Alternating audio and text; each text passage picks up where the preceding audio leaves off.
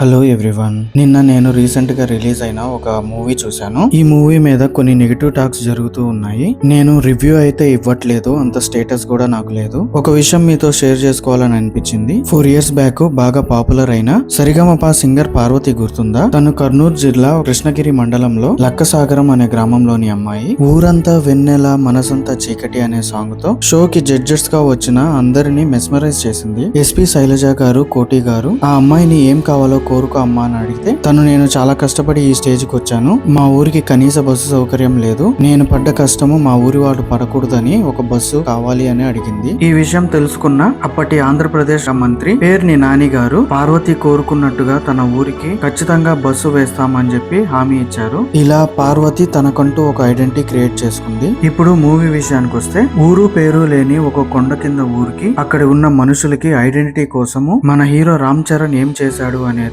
ఈ స్టోరీ సారాంశము. ఒక వ్యక్తికి ఐడెంటిటీ ఎంత ముఖ్యమో ఆ ఊరికి ఐడెంటిటీ అనేది ఎంత ముఖ్యం అనేది మూవీలో చాలా బాగా చూపించారు. నాకైతే మూవీ స్టోరీ, మూవీలోని మెసేజ్, రామ్ చరణ్ యాక్షన్ చాలా బాగా నచ్చాయి. అండ్ క్రాస్ ఓవర్ అథ్లెటిక్ అనే కాన్సెప్ట్ ని కూడా తీసుకొచ్చారు, అది కూడా చాలా బాగా నచ్చింది. ఒకటి మాత్రం నిజము, ప్రపంచం ఎప్పుడైనా గెలిచిన వాడి మాట మాత్రమే వింటుంది. స్టోరీ కాన్సెప్ట్ మాత్రం చాలా బాగా చూపించారు. సో మూవీని మూవీ లాగా తీసుకోండి. ఒక మూవీ వెనకాల వందల మంది కష్టము ఉంటుంది. ఇలాంటి మంచి మూవీస్ ని ఎంకరేజ్ కూడా చేయండి. Thank you.